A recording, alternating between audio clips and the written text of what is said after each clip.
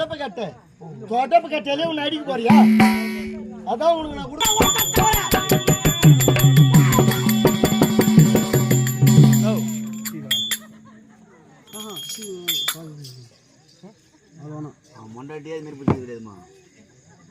என்னடா ஆச்சு?